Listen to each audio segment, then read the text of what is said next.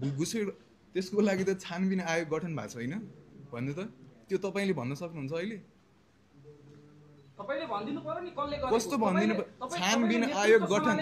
छानबिन घुसपेट गरेको जिम्मेवारी पनि लिनुपर्छ मैले नेतृत्व गर्ने कि मैले छानबिन गर्ने पानीमाथिको उबानो हुन मैले छानबिन गर्ने कि मैले नेतृत्व गर्ने मलाई त्यति भनिदिनुस्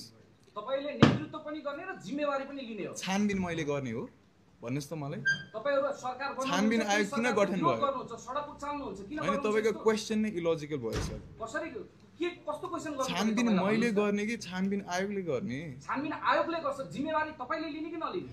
उसले इन्भेस्टिगेसन गरेर रिजल्ट निकालेपछि मैले जिम्मेवारी लिने कि नराम्रो काम अर्कोको कारण भनेर तपाई प्रेसमा आफ्नो वक्तव्य राख्ने तपाईको नैतिकता के हो भन्नु राम्रो कारण मैले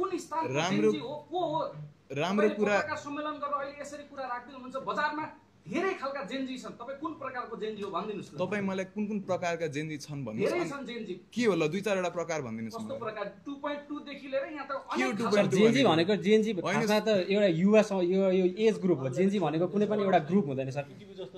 अनि अब ढुङ्गानालाई मेरो प्रश्न के हैन एकचोटी पर्खिनु उहाँलाई क्ल्यारिफाई गरे ल तपाईको नैतिकताले के भन्छ भन्नुस् मेरो नैतिकताले तपाईहरुले जुन कार्य गर्नु हो नि देशमा उधुम मचाउनु भयो नि तोडफोड आगजनी गर्नु पनि यो सम्पूर्ण जिम्मेवारी नेतृत्व भन्नेले लिनुपर्छ र तुरुन्त प्रहरीले तपाईहरुलाई हत्कडी लाउनुपर्छ त्यो तपाई के लयर हो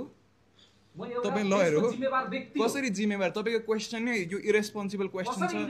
कसरी रेस्पोन्सिबल भयो नेतृत्व लिएपछि तपाई जिम्मेवार बन्नु पर्दैन जिम्मेवारको लागि छानबिन आयोग गठन भएको छ कि छैन तपाईले म नेतृत्व तपाईले के बोल्नु भएको भन्नुस् त